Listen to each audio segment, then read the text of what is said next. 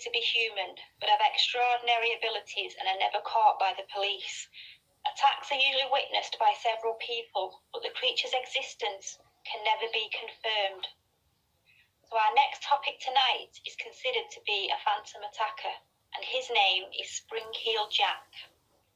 He began terrorising Victorian London around 1837, and gradually, over decades, he made his way up to the north, which included many sightings in Liverpool.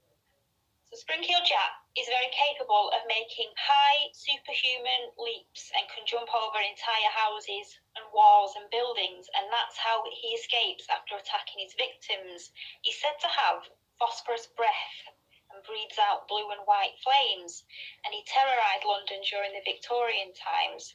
And I've got a couple of eyewitness reports here that I'd just like to read out to you.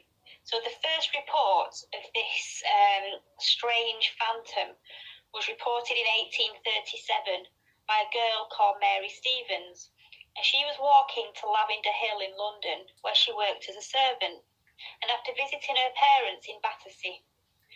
On her way through Clapham Common, a strange figure leapt at her from a dark alley, and he took her with a tight grip of his arms and began to kiss her face while ripping her clothes and touching her flesh with his claws, which were, according to her, cold and clammy as though it was dead.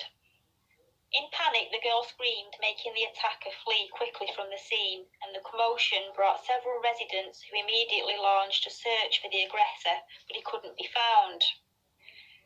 Now, a few months later, in February 1838, there was the Alsop case, and Jane Alsop reported that on the night of the 19th of February, she answered the door of her father's house to a man claiming to be a police officer.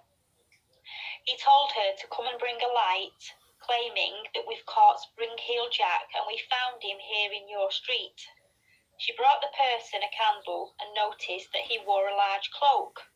The moment she handed the policeman the candle, however, he threw off the cloak and presented a most hideous and frightful appearance. He was vomiting blue and white flames from his mouth, and his eyes resembled red balls of fire. Miss Alsop reported that he wore a large helmet and that his clothing, which appeared to be very tight-fitting, resembled white oilskin.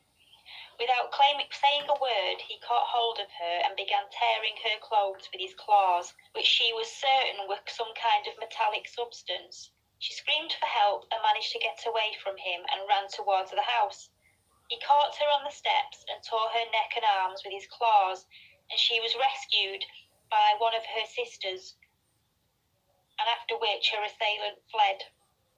And these kinds of sightings, they go on and on. It's always ladies or girls walking about or at home on their own. And he became one of the most popular characters of that period, this Springheeled Jack.